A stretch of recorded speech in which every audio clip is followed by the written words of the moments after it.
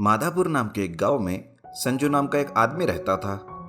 उसे ट्रेन चलाने की बड़ी इच्छा रहती थी और उसके लिए उसने ट्रेन पायलट की भी एग्जाम दी थी, लेकिन उसकी किस्मत खराब थी।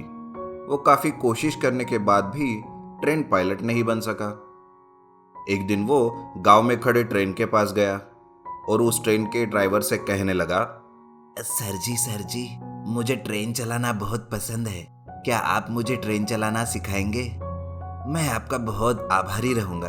प्लीज सर जी, मुझे सिखा दीजिए ना। अरे चल हट, तुझे क्या ये खिलौना दिख रहा है? ये ट्रेन है, ट्रेन। अगर कुछ कम ज्यादा हो गया तो लोगों की जान खतरे में पड़ सकती है। आया बड़ा ट्रेन चलाने वाला, चलो जाओ यहाँ से। लेकिन सर, मैं ट्रेन चलाने के लिए जो भी एग्जाम देना था वो दे दिया, लेकिन कभी पास नहीं हुआ और मेरी ट्रेन चलाने की इच्छा धरी की धरी रह गई।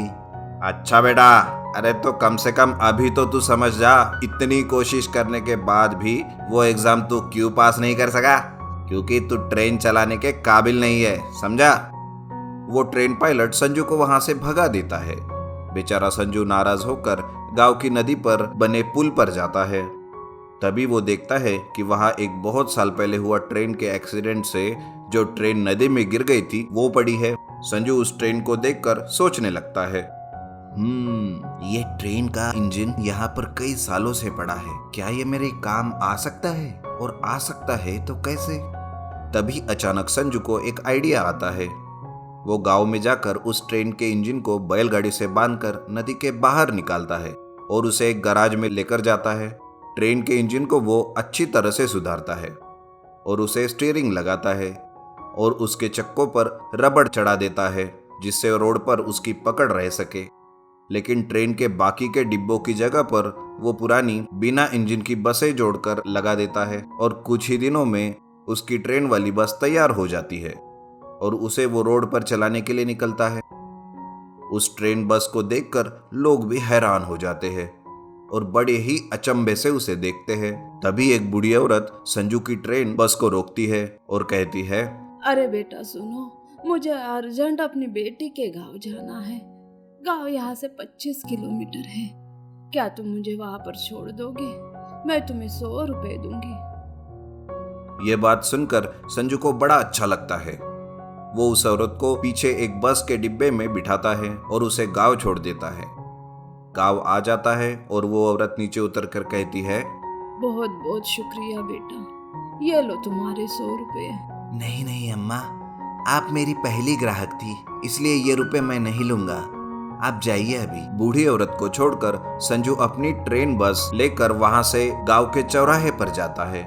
उसकी ट्रेन बस में बैठने की जगह देखते ही लोग फटाफट बैठ जाते हैं और चलो चलो कहकर चिल्लाने लगते हैं। संजू सफर शुरू करता है। उसकी ट्रेन बस बहुत अच्छे से चलती रहती है और लोग भी बड़े ही मजे से सफर का आनंद लेते हैं। फिर एक दिन वो अपनी ट्रेन बस को चलाते हुए रेलवे स्टेशन पर पहुंचता है, जहां पर उस ट्रेन के पायलट ने काबिलियत नहीं करके संजू को भगा दिया था।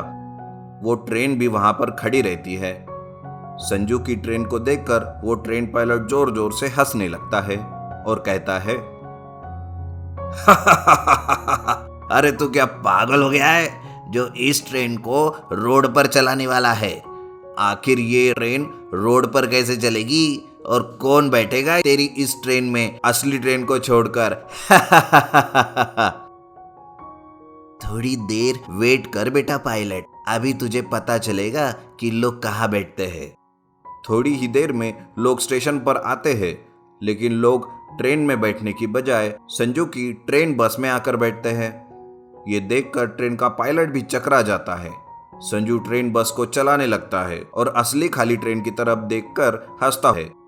इस तरह से संजू रोज ट्रेन बस चलाकर अपनी ख्वाहिश पूरी करता है और लोगों को गांव गांव पहुंचाकर उनकी सेवा भी करता है। मंगलोर नाम के एक गांव में शेट्टी नाम का एक आदमी रहता था। वो काम की तलाश में रोज इधर उधर घूमता था, लेकिन बहुत घूमने के बाद भी उसे काम नहीं मिलता था। एक दिन वो एक होटल के सामने से जा रहा था, तभी उसने देखा कि होटल का मालिक बिरयानी बनाने वाले के ऊपर चिल्ला रहा था। शेट्टी दूर से ये सब देख रहा था। अरे बेवकूफ, तुम्हें समझता नहीं? कस्टमर को वक्त पे बिरयानी देना ही हमारा उसूल है। तुम इतना देर लगाओगे एक बिरयानी बनाने में तो कैसे चलेगा? अब तुम्हें कितनी बार समझाऊं मैं कि वक्त पे बिरयानी दिया करो। देखो मालिक, मैं तो इसी स्पीड से बिरयानी बनाऊंगा। अगर कोई इंतजार नहीं कर सकता तो वो किसी दूसरे होटल में चला जाए, मुझे उससे क्या। अरे बेवकूफ, अगर हमारा कस्टमर दूसरी होटल में गया तो ये होटल कैसे चलेगा? तुम्हें इतनी सी बात भी समझ नहीं आती? एक काम करता हूँ, तुम्हें निकाल ही देता हूँ। चलो निकल जाओ यहाँ से। ऐसा बोलकर होटल का मालिक उस बिरयानी बनाने वाले को निकाल देता है और होटल के सामने एक बोर्ड लगा देता है, बिरयानी बनाना वाला चाहिए। शेट्टी ये देखकर सोचता है, बिरयानी तो मुझे बनानी आती है, क्यों ना मैं मालिक से जाकर काम मांग लूं। शेट्टी होटल मालिक के पास जाता है और कहता है, मालिक, क्या आपके पास कोई काम है? दरअसल मैं काम की तलाश में था, इसलिए आपके पास आया। देखो भाई, अभी तो मेरे पास सिर्फ बिरयानी बनाने वाले की जरूरत है, वो भी वेज बिरयानी। पूरे शहर में यही एक होटल है जहाँ वेज बिरयानी मिलती है। क्या तुम वेज बिरयानी बना सकते हो? जी हाँ, मैं वेज बिरयानी बना सकता हूँ, और वो भी एकदम लजीज। अरे वाह, ये तो अच्छी बात है। चलो फिर काम पे लग जाओ, देखते हैं कैसी बिरयानी बनाते हो। शेट्टी किचन में जाकर सब्जियां काट के हाथों से ऊपर हवा में उछालता है और फिर उसे पकड़कर बर्तन के अंदर डालता है। थोड़ी देर में शेट्टी ने बनाई हुई बिरयानी की खुशबू फैल जाती है। होटल में सब उसकी बिरयानी मांगते हैं और ये देखकर होटल का मालिक बड़ा खुश हो जाता है। कुछ ही दिनों में शेट्टी बड़ा मशहूर हो जाता है और होटल में शेट्टी की बिरयानी बनाने की करामत देखने के लिए लोगों की भीड़ भी बढ़ने लगती है। तभी एक दिन एक बड़ी सी कार होटल के सामने आकर रुकती है। एक आदमी बाहर उतरता है और वो होटल के मालिक से पूछता है, क्या मैं आपके बिरयानी बनाने वाले से मिल सकता हूँ? जी हाँ, बड़ा ही मशहूर है मेरा शेट्टी, कमाल की वेज बिरयानी बनाता है। अरे शेट्टी, तुमसे कोई मिलने आया है। अरे शेट्टी, कैसे हो तुम? तुम तो मशहूर हो गए। कितनी पगार मिलती है तुम्हें यहाँ? मेरे साथ चलो, इससे कई गुना ज्यादा पगार दूंगा मैं तुम्हें। माफ कीजिए मालिक, लेकिन जब मैं आपके पास काम मांगने आया था तब आपने मेरा तजुर्बा पूछा था और नौकरी देने से मना कर दिया। लेकिन इस होटल के मालिक ने मेरी काबिलियत देखी, मेरा तजुर्बा नहीं। माफ कीजिए, लेकिन मैं आपके साथ काम नहीं कर सकता और अपने मालिक को धोखा नहीं दे सकता। ये सुनकर वो दूसरे होटल मालिक वहां से चला जाता है। शेट्टी के लिए उसके मालिक के मन में और भी इज्जत बढ़ जाती है। ऐसे ही एक दिन होटल में एक फेमस गुंडा रंगा आ जाता है और वो होटल में बिरयानी खाने बैठता है। उसे देखकर मालिक डर जाता है। मालिक के कॉलर पकड़कर रंगा कहता है, अबे ओए, चल जल्दी से बिरयानी लगा, और हाँ, चिकन के पीस ज्यादा देना, वरना इतने छेद कर दूंगा कि समझ नहीं आएगा सास कहाँ से ले और पादे कहाँ से, समझा? जी जी रंगा रेड्डी भाई, लेकिन यहाँ सिर्फ वेज बिरयानी मिलती है नॉन वेज नहीं, माफ कीजिए। अबे मुझे वो सब नहीं पता। अगर मेरी बिरयानी में चिकन नहीं होगा तो तेरे ही टुकड़े करके खा जाऊंगा मैं, समझा? चल अब जल्दी कर। ये देखकर शेट्टी एक तरकीब लगाता है। मालिक से कहकर वो मरे हुए कौवे मंगवाता है और उसके पीस बिरयानी में डालकर बिरयानी बनाता है। रंगा रेड्डी बिरयानी खाने लगता है और शेट्टी को और पीस मांगता है। शेट्टी भी उसके प्लेट में अपनी जगह से ही कौवे के पीस फेंकता है।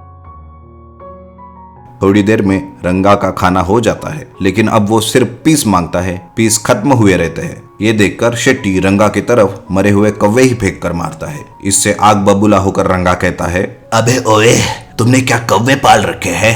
हाँ, अभी तक तो पाले थे, लेकिन थोड़ी देर पहले ही तू उसे बिरयानी के साथ चट कर गया। क्या कहा? यैक! अबे तूने क्या कौवे की बिरयानी खिलाई मुझे? रंगा बेहोश होने लगता है। शेट्टी उसे पकड़कर कहता है, अगर आज के बाद इस होटल या कोई और होटल में नजर आए तो कौवे की नहीं बल्कि तुझे ही कौवा बिरयानी में भून कर खा जाऊंगा, समझा? चल निकल यहाँ से। शेट्टी की यह बहादुरी देखकर मालिक बहुत खुश होता है और शेट्टी को होटल में 50% का मालिक भी बना देता है।